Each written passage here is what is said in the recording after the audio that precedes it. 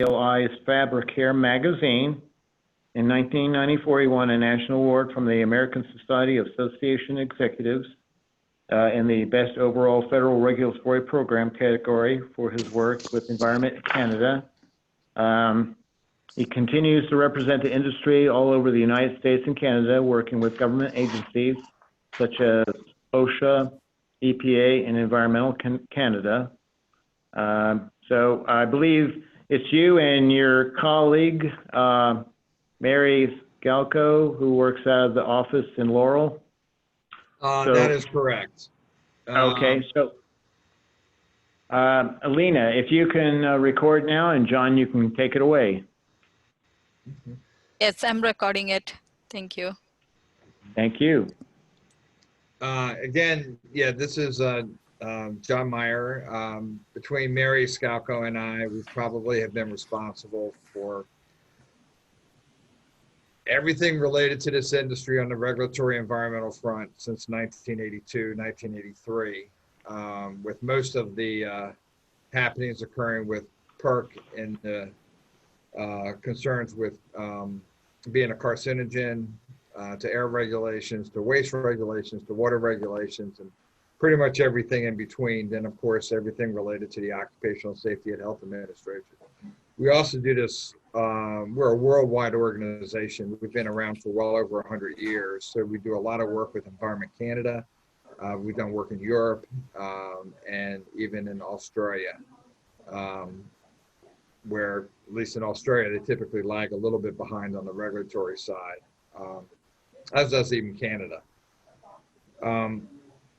So when I was asked to, Mark had asked me, Mary, to speak a little bit on a couple of the issues, or actually maybe concerns or questions that you may have regarding dry cleaning today, especially one of the things that comes up quite a lot is the issue of solvents.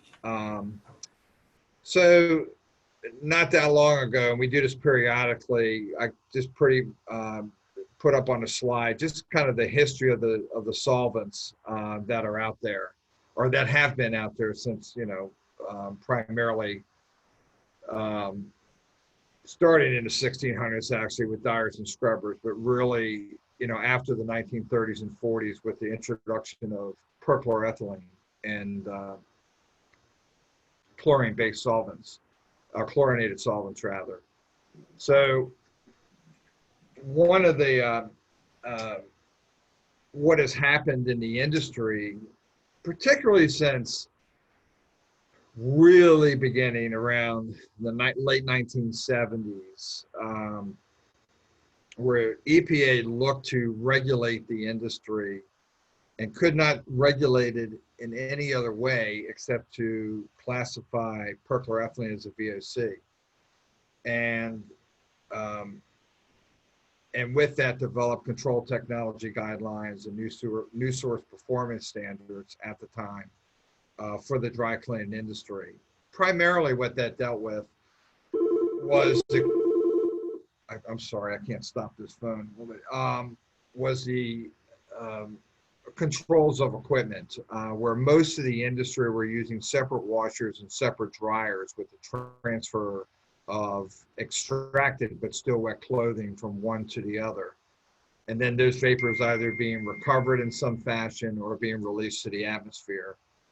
And then going into the designation of Perc as a carcinogen, and the Clean Air Act and the further controls of equipment and restrictions on the use of perchloroethylene in the United States, and then more specifically where there were state standards that were even more difficult for the industry in California, New York, and places like that.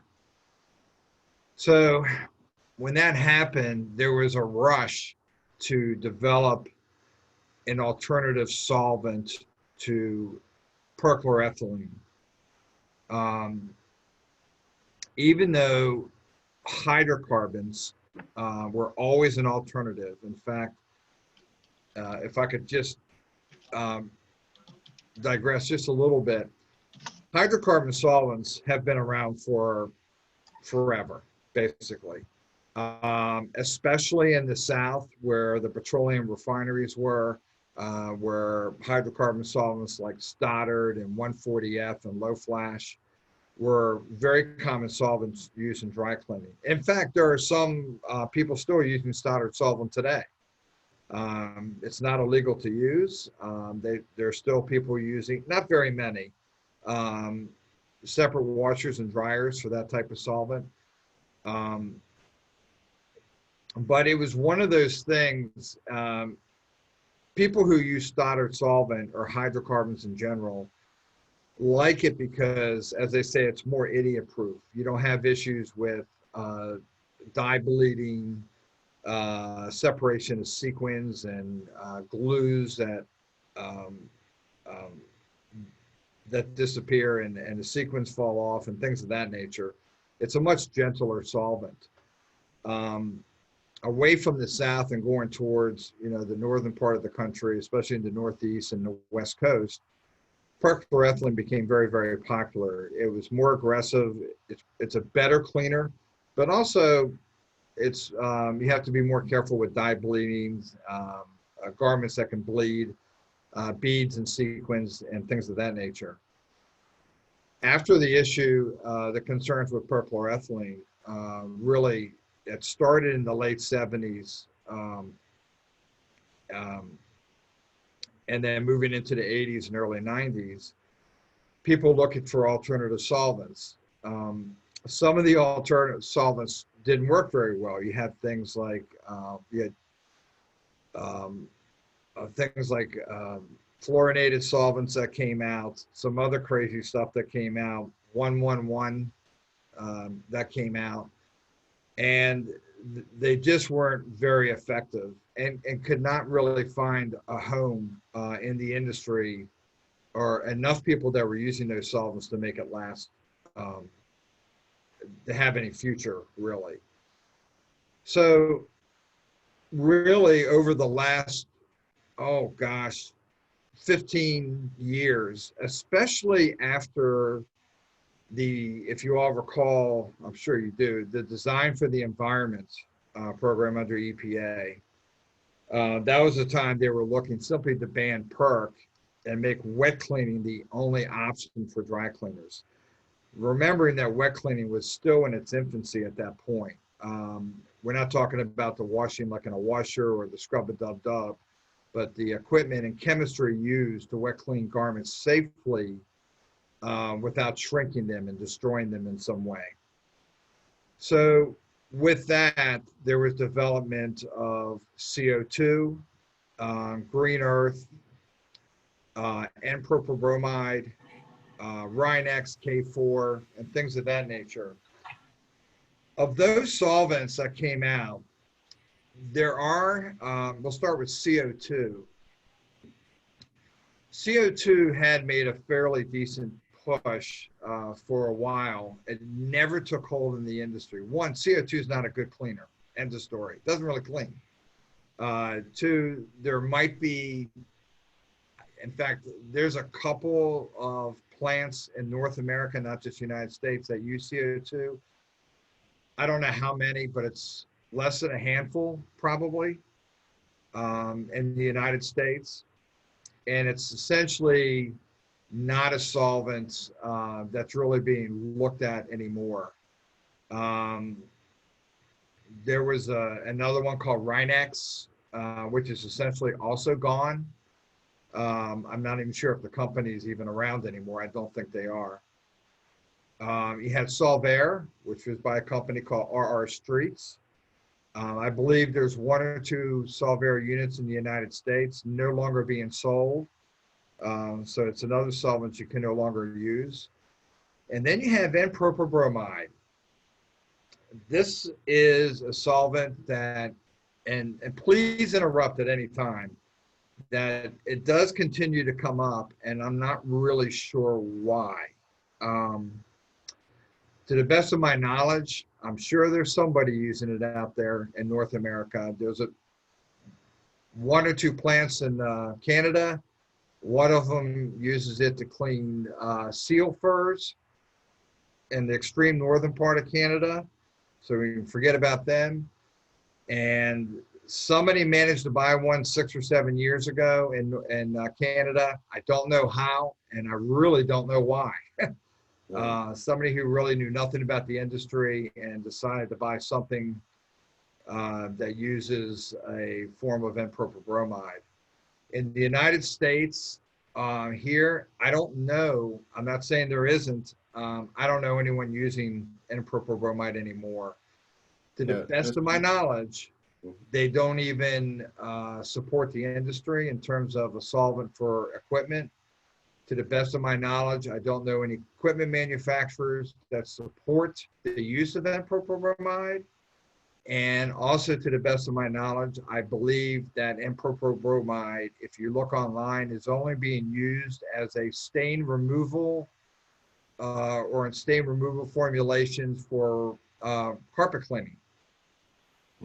That's it. It never took hold. The last I heard about it was probably 10, 15 years ago. In terms of someone actively marketing the product to the dry cleaners. But the bigger issue was really the equipment. When it first came out, it was used in what they call dry-to-dry closed loop equipment, but not the latest. Pretty volatile. It tends to corrode seals and gaskets, and it'll do a number on the equipment, especially with gas, if you have a gas-fired dryer, to the equipment around the plant. So I don't know anyone that's using it. I'm not saying that there isn't anyone using it, but we don't know who they are, if they are using it. So. Excuse me, John. Yes. There was a line called DrySolv, I believe, that claimed to use n-Propyl bromide, I believe. Was that? Yes, sir. And that was the company, that was one of two companies that were using n-Propyl bromide under the names of DrySolv, and there was another one, but I forgot the name, that were using it. I think DrySolv might be still around, but they're, to the best of my knowledge, they're not selling solvent to the industry. I think they're using the solvent for carpet cleaning as a stain remover. Oh, okay. Thank you. And that's it. It's funny because back when that came out, EPA had started coming out at some point. Well, first off, n-Propyl bromide, the reason it even came to the industry was under a snap rule. And it was obviously n-Propyl bromide was used as a better alternative than some of the other alternatives that were being used for degreasing operations. And they decided, which is the problem with snap rules sometimes, is they decided to be able to, well, we can use it for this, maybe we can use it for that. And that was the dry cleaning industry. It was about that time also that the EPA looked at, and there were several articles, what they call regrettable substitutions, where in our case, you get rid of Perc and then you're going into something that may be worse or not as, not any better. But it never took hold. They were around pushing really, really hard, but it simply never took hold. And I don't believe any equipment manufacturers, I'm sure there's one somewhere that even have equipment for the use of n-Propyl bromide. And so we haven't heard anything about it. I personally haven't heard anything about it in 10, 15 years. Well,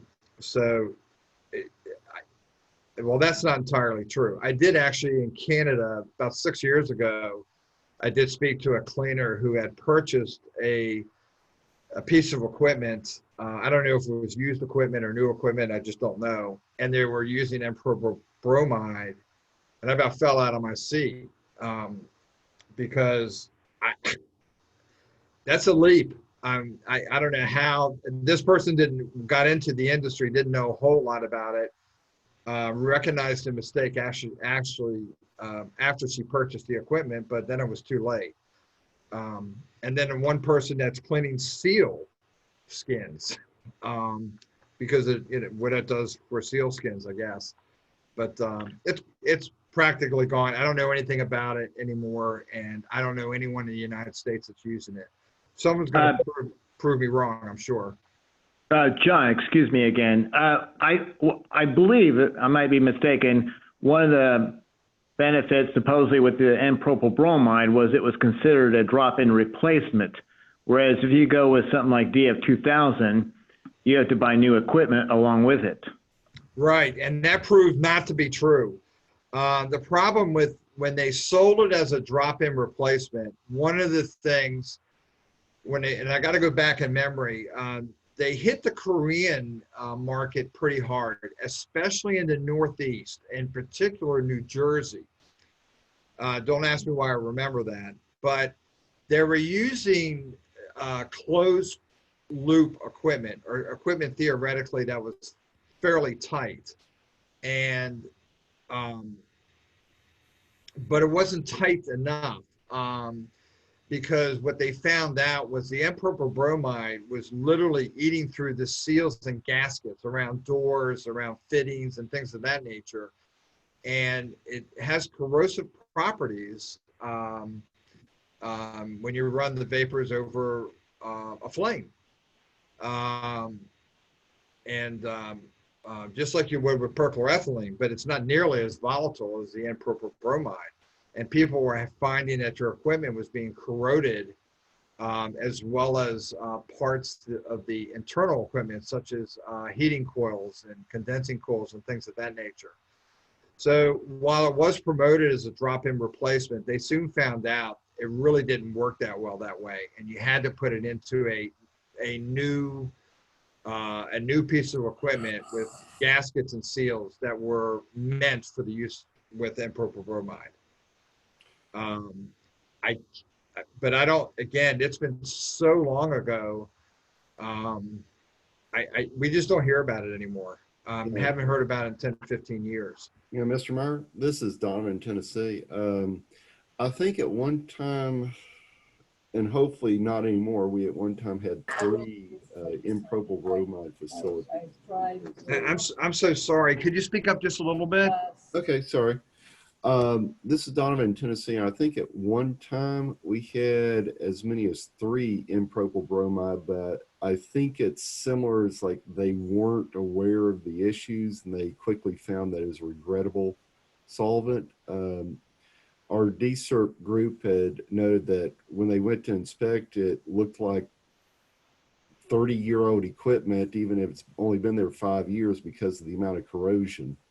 Yeah, that is true. That was the big issue, and it took a beating in the dry cleaning world from dry cleaners. It took a real beating because of the corrosive nature of the solvent, especially when it's around, and like in a dry cleaning plant, you might have gas-fired dryers for laundries, for your laundry operation. Yeah, and as we were discussing earlier, in Tennessee, it's classified as a heavy solvent. It sinks and would cause other issues, and so it has a higher surcharge. Do you know if it was ever put on the hazardous air pollutant list? I remember something about that being proposed a while back. I do. I don't, but I know it was under the SNAP rule. It became as basically a replacement for other degreasers which were worse for the degreasing industry. I don't know exactly. Again, it was pushed over. There's 2. Every other year, there's a very big national worldwide clean show, equipment show. Comes every 2 years. About 16, 17,000 people that go to it. And it was promoted pretty heavily for 2 of those shows. But I mean, it's been a long, long time. It's just not a solvent that will be used in this industry at this point. I just don't see it. I don't know anyone selling it. I don't know anybody making equipment for it. But sure enough, there'll be somebody out there that finds somebody who can sell it, and that might have it or have some old equipment, whatever the case may be. Hey guys, oh, sorry, John. It's Tony Pendola. I was just going to say I'm pretty sure that the EPA put out the proposal to list it as a HAP, and it just hasn't really gone anywhere. But I think it's still out there. It's still available. Okay. Yeah, I'm not again, we've actually, it's not even in our radar anymore. It hasn't been in our radar for 10, 15 years. Well, anybody who's seen one of those plants, and if you think about it too, all the stuff that's made out of metal and steel in a plant, I went to one and it was completely rusted out. Everything was rusty. It was falling apart. Yeah, it was a real problem. That was the first sell. I mean, they were selling it as a drop-in replacement even though it was closed system machinery, it wasn't like today's closed system machinery. And a lot of the equipment that was closed system, third generation type machinery has been around for, oh my gosh, since the 80s or late 70s, 80s. And they were already kind of, you needed some specialized gaskets. You needed a lot of things to go right to make that solvent work for you. But it never really took hold. It did take hold a little bit in the Korean community, specifically in New Jersey. I don't know why. I think one of the distributors was there at the time, but that's it. I don't know anyone using it anymore at this point. It's possible, but I doubt it. And it's just not a solvent that we really supported in general. And there's just other solvents that are out there today that work sufficiently that people that have taken hold in this industry. Whether it be Green Earth or the K4 solvents, which definitely have a market and are used efficiently and seem to work well. And the newest one being Sensene, which again, very limited use in the United States with Sensene. There's more use in Europe than there is here in the United States.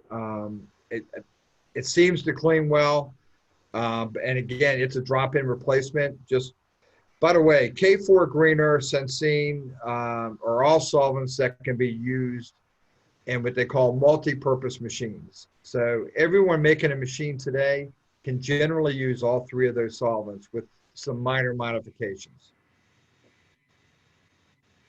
And therefore they're attractive. Why one would use Green Earth over K4 is a matter of preference more than anything else. It's like buying a Dodge versus a Ford. It might be because like when you buy a car, you tend to buy a car where you can get it fixed or the dealer is not too far away. A lot of people do the same thing with equipment, and people tend to buy K4 is used, I think, it's used a lot in Canada for sure, but so is Green Earth. I mean, they're both very popular solvents.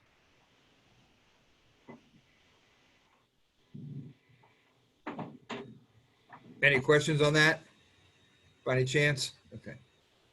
John, I think we had at one point a gentleman with Green Earth who gave a talk, and one of their claim to fame was that people liked Green Earth because the concern was in the future they would likely not end up with a potential cleanup action. So I don't know if they were overselling the product or. Well, one of the things, here's this is the issue. DLI, we have been recommending to all of our members, if you're looking to replace your solvent, don't replace it with Perc. We don't need to go into why.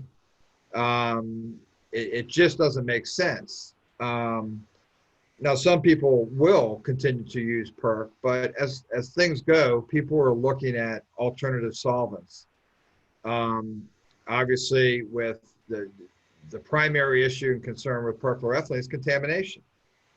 And those are real concerns. And vapor intrusion today, which is actually to some degree, although the vapor intrusion has died a bit in most areas, it's still even a bigger issue than contamination. That's been coming to the forefront over the last 5 years or so. So people want to move away from perchloroethylene. So we always, people say there's 65% of the industry is using Perc. And, people are thinking like, what the hell? I mean, it's almost surprising. But the real reason is simple and it's not complicated. More people in this industry would be switching quicker and faster, but it's a financial constraint. New equipment is $50,000, $60,000, $70,000, $80,000. It's not inexpensive. The solvents the alternative solvents like Green Earth and Sensene and K4 are pricey. And for instance, with Green Earth, you can use the Green Earth solvent and they have good marketing, but you pay a licensing fee. With K4 by Chrysler, if you use the K4 solvent, you also have to purchase their detergents. And so they're expensive. Not to say it's not worth it, but a lot of the industry simply doesn't have the money. And that's why I think a lot of people have held on to Perc as long as they have. Now, but you got places like California where they're looking at a ban of perchloroethylene. We'll see what actually happens with that when when that deadline actually hits, because that phase out is coming one way or another. But it's still a lot of people using Perc. The biggest alternative, which is not the alternative really, or not a true alternative, is the hydrocarbon, the high flash hydrocarbon. And I think the reason more people flock to that is because the most is known about it. A lot of people in the industry are very familiar with how hydrocarbons work, their cleaning capabilities, and things of that nature. And now you have heated hydrocarbon, which is nothing more than what it says. You heat the hydrocarbon just like you do virtually any chemical that's out there. If you heat it, you make it more active and thus giving you better cleaning. The equipment is safe. We work with the NFPA on fire standards for equipment and cleaning rooms and things of that nature. So that's still where most people are going, with the other ones being the K4, the Green Earth, and now Sensene, which is a fairly new solvent over the last 3 or 4 years, 4 years, I guess, on that side. And that trend will continue. The one thing I did not talk about as a part of this was wet cleaning. When the design for the environment came out, I'm going to screw the dates up in the 90s. I forgot exactly. It's been a while. They were looking to get rid of Perc completely and have everybody go to a wet cleaning type operation. Well, wet cleaning was still in its infancy. And basically, if you took your wool coat or suit or a wool dress to the cleaner and you wet cleaned it, it would shrink. It was tough to avoid that. And a lot of it had to do with, you have to be smarter when you go into wet cleaning. You have to know more about fibers and fabrics. There's a different type of chemistry. And at the time, the chemistry was just evolving. However, in this industry, in DLI in particular, the money is not in the dry cleaning. It costs more to dry clean something than wet clean something, but the profitability for dry cleaners is not in dry cleaning garments. The money is going to be capturing garments that can be wet cleaned or laundered, and there's a variety of reasons for that. One is we almost every dry cleaner does some form of wet cleaning. But today's dry cleaners, especially as they look at how successful the equipment and the chemistry is, are buying wet cleaning equipment as an adjunct to dry cleaning. And while there's very few actual 100% wet cleaners, yes, there are.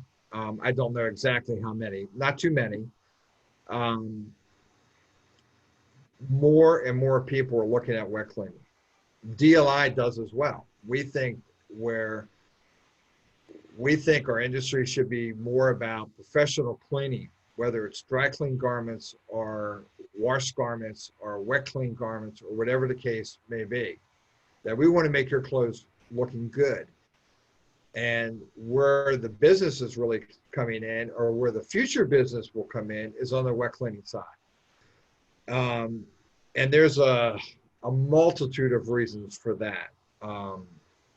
The dry cleaning as a business continues to go down. There are some trends that have been happening over the last 5 years that can't just, really 10 years, but 5 years more importantly, that are pretty impressive. One is about half this industry is Korean dry cleaners. This was a easy market to get into,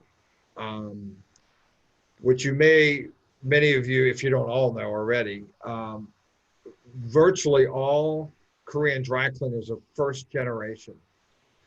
Their sons and daughters do not stay in the business. They tend to turn it over to people coming in from Korea to the United States and selling that business to them. And that trend has happened for 20, 30 years. So you had first generation dry cleaners coming into the business. Well, the Korean economy itself is actually pretty good, and that's not happening anymore. So you don't see, so you have a lot of Korean dry cleaners that are, well, like a lot of the dry cleaners, they're aging out as their customers are aging out. If your kids, my kids, simply do not look at dry cleaners the way you might have, or I did, or my parents did, just doesn't happen. As I said many times with my own daughter, when I had a van pick us up to go to the airport and asked if the cab was there, and she looked at me and said, "Daddy, what the hell's a cab? You mean Uber and fast fashion and things of that nature." They simply aren't going to the dry cleaning. And one of the big reasons for that is, and also one of the reasons you don't see the big switching of equipment, because it all has to do with money. The industry is getting smaller and smaller and smaller, and there's a lot of consolidation going on.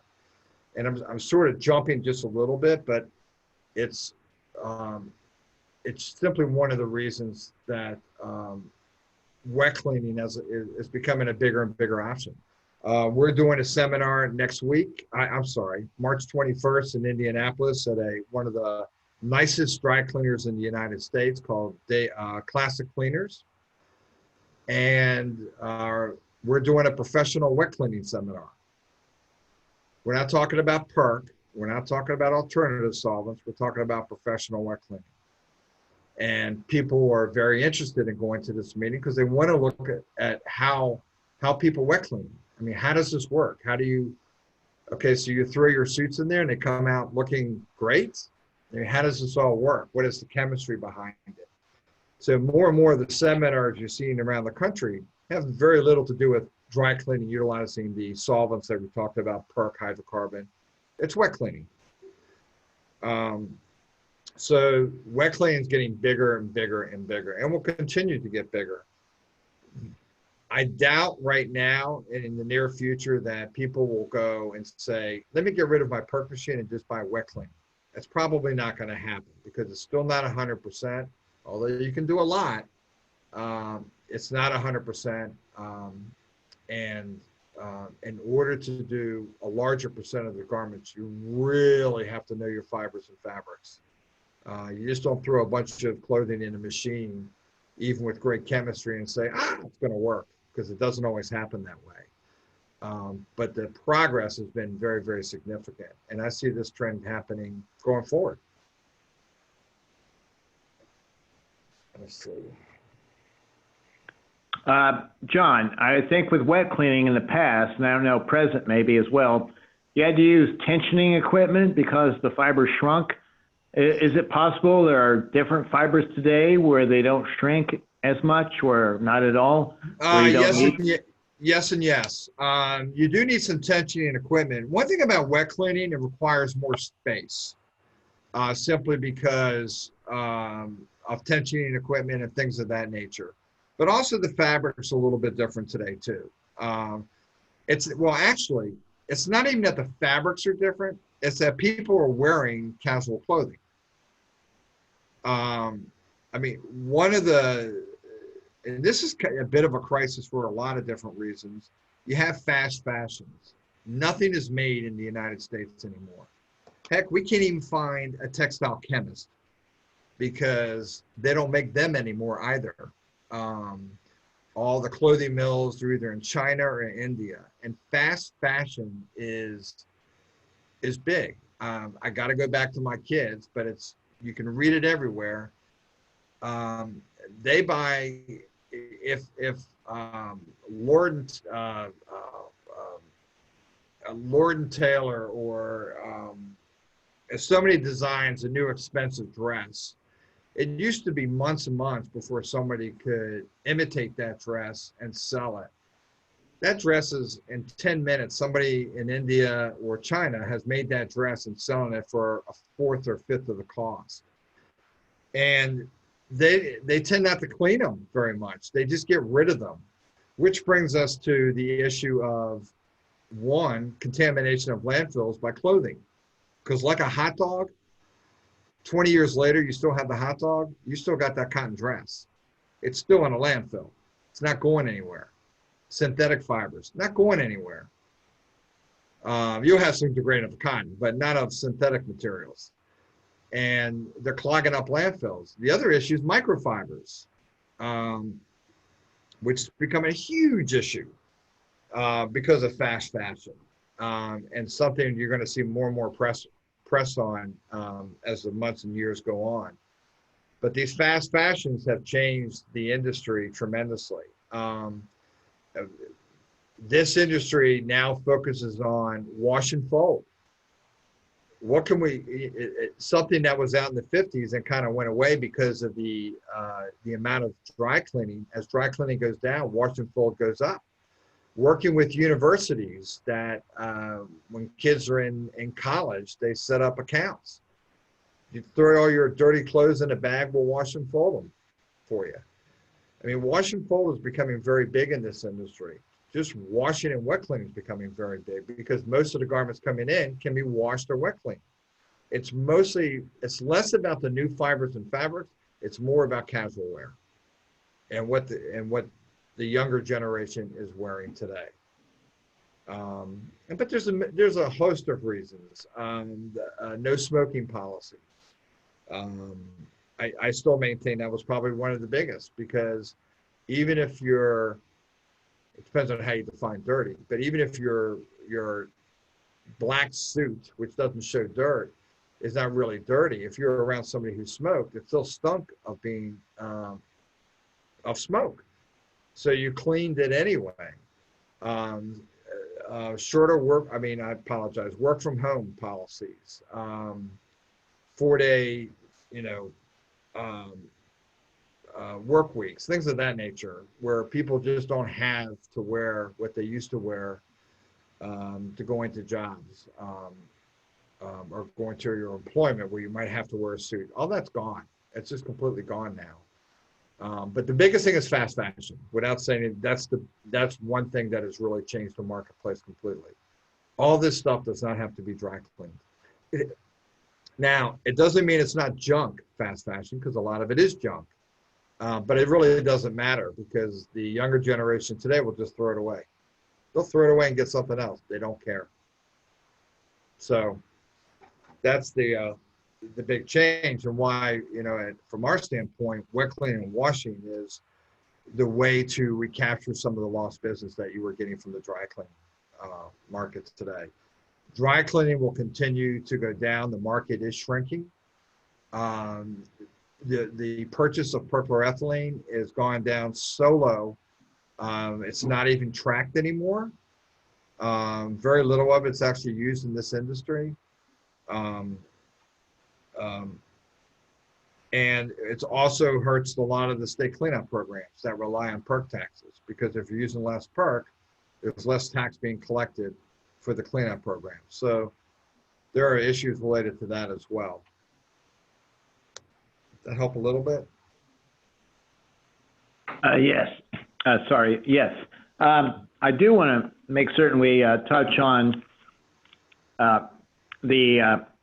I think December 21, 2020 rule regarding co-located facilities. Right. And whether that's just a big deal only in New York City, or maybe there's going to be hot pockets here and there where, you have a building and you got spare room, and whether you lease it out to your brother-in-law.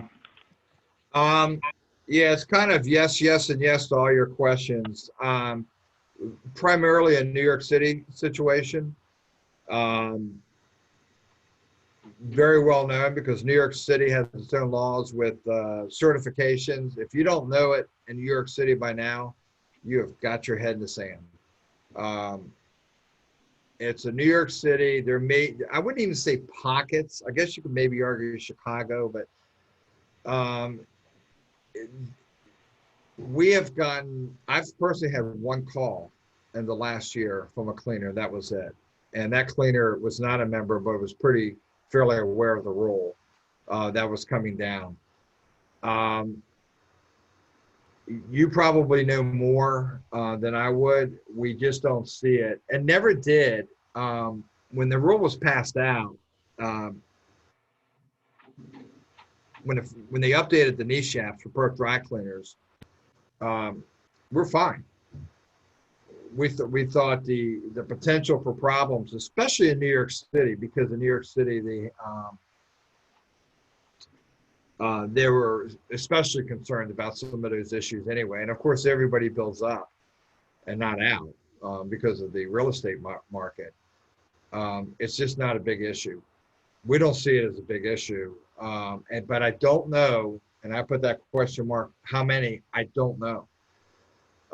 In fact, most of the vast majority of cleaners that are in New York City in those buildings are not using Perc. That's number one that I know that are our members. We just don't hear about it. It just doesn't.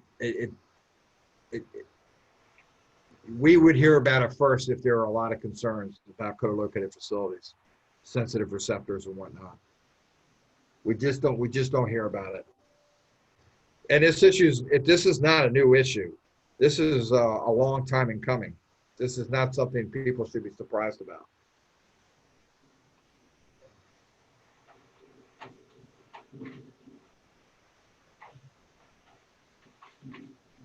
Do you have a lot? Were you from your regions?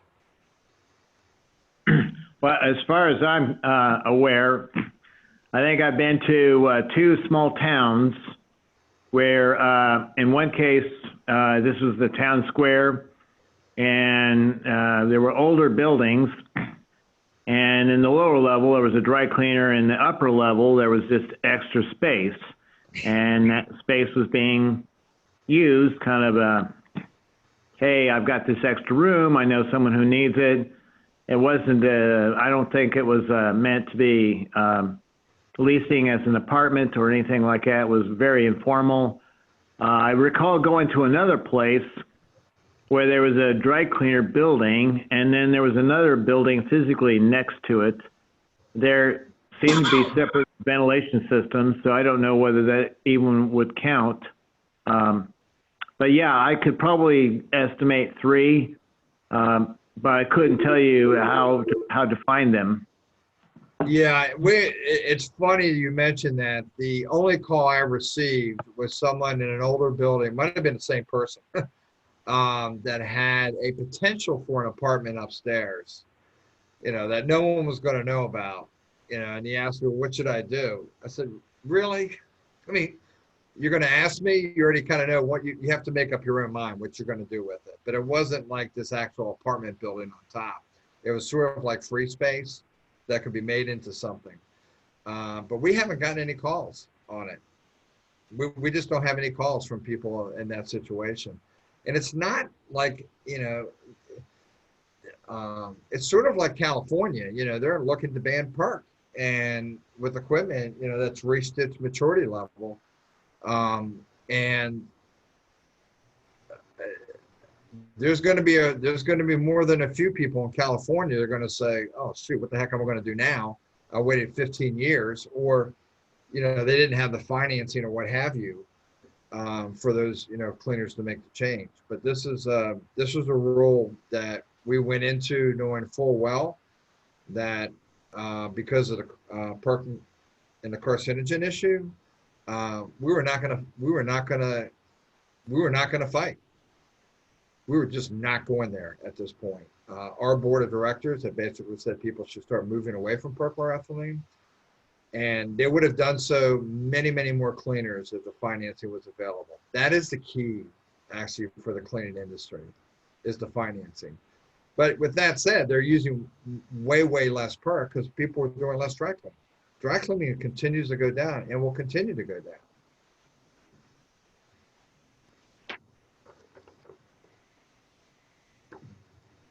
So the industry is definitely changing when it comes to that, and the use of alternative solvents. I mean, but we were 85% Perc, 10, 15 years ago. It's a slow, and most of the market are very, very small cleaners. Just to give you an idea, the U.S. Bureau of Census only records businesses that have payroll. So if you look at the census, you'll see the only thing you can really use it for is say, okay, I can gather data from the people who have payroll, which are most of our members, for instance, and say, and make some determinations. However, if you don't have payroll, you get lumped into like all businesses. So a dry cleaner would get lumped into it with a nail salon, or a barber shop, or a gas station. Everyone that doesn't have payroll. Well, a large number of the Korean community, because they're mom and pop, true mom and pop, where the children work in the plant, don't have payroll. So they're not even recorded, which tells you, by and large, they're very, very small. And those, many of those cleaners simply don't have the resources to purchase the newer equipment. The equipment they have, you could not drop in the newer solvents, by the way, into the older equipment. You literally need new equipment to drop in the alternative solvents. So, you can't typically have a 13, 14-year-old machine and say, I want to use Green Earth or K4, and you drop it in. It doesn't work that way. The new equipment is specifically designed as a multi-purpose machine that can handle these types of solvents. So you can't take, like we talked about n-Propyl Bromide destroying some of the older equipment. You could not use the older equipment for the alternative solvents as well. Doesn't work. There's enough differences with that equipment, from distillation to filtration to solvent flow and things of that nature, heating, condensing coils, and I should tell you, the bigger issue, Perc equipment is is UL rated. If you have a Perc machine and you drop in an ignitable solvent, regardless of how ignitable it is, it's not legal. You can't really do it anyway. One, for insurance reasons, and two, because it doesn't meet the equipment UL certification for a non-flammable solvent. So when you look at alternative solvents, you have to purchase equipment that's specifically designed, which today it all is. It's all designed for it, but designed for the use with the use of that solvent. So that's the hold off. It's just not switching solvents. You have to buy new equipment, and that's what makes it so expensive. I hadn't thought about this, but there was the sale of old Perc equipment. I think you could, a person, owner A, could maybe not sell it, but they could move it, and then they wouldn't be necessarily impacted by being considered a new facility. This is Whereas true. if owner A decides to sell it to owner B and owner B is going to move it, then they have to update that to, I believe, the 4th and 5th generation. Well, this came up several, and since I'm being recorded, I think I haven't screwed this up, but the way it worked is the rule, I'd have to go back to the actual standard, not the NESHAP specifically, but the act itself. And it basically, it's triggered on the purchase of the equipment when it's first purchased, not the moving of the equipment. So you can go from point A to point B. It's not considered new equipment. That issue has not come up in years. But as I recall, that what you're saying is absolutely correct. It hasn't come up in years because at this point, if you're moving that equipment, you're moving some old stuff. You can move Perc equipment. There's no problem with that. It's when it was first installed, not first installed. But that particular issue, it hasn't come up in years, but certainly it did come up at one point in time when the rule first came out, where people did want to go from point A to point B, and someone said, well, this is a new installation. It is not. It's an existing installation. But we haven't, honestly, we have not had to deal with that in many, many years. It's funny, the fact that you brought it up, because I had forgotten about it. I remember talking to someone in the last 10 years, but that's about it.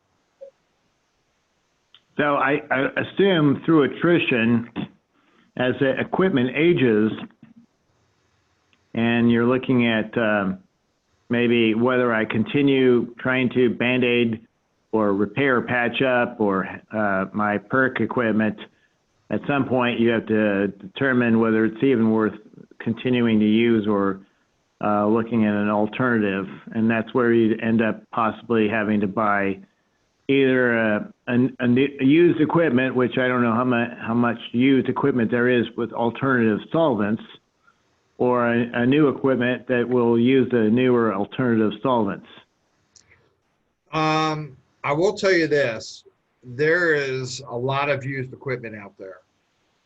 I will also tell you, in speaking with the equipment manufacturers, last year or the year before, to the best of my knowledge, there were less than 5 or 6 machines, Perc machines, being sold in this country. That's it.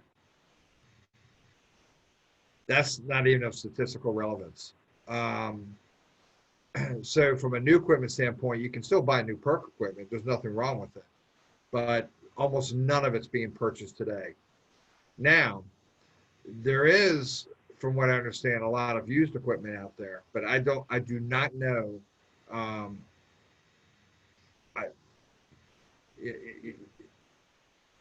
have no idea who's buying it, how much is buying it.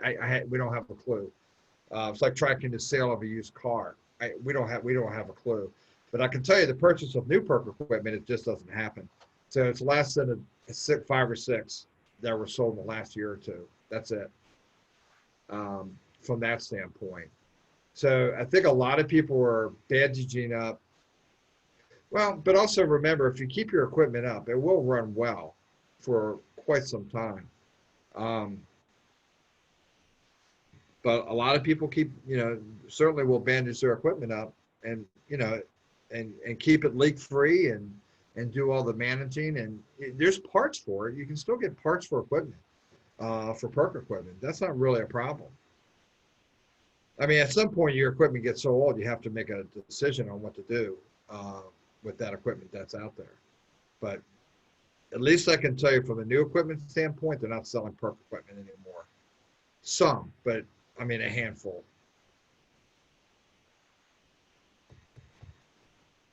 So, John, I want to thank you for taking time to prepare and kind of give a speech and allow for a lot of questions and answers. If there's still a little time if people want to ask questions. Hey, this is Tony. John, can you just touch on the applicability determination index letter about NSPS J for dry-to-dry petroleum solvent?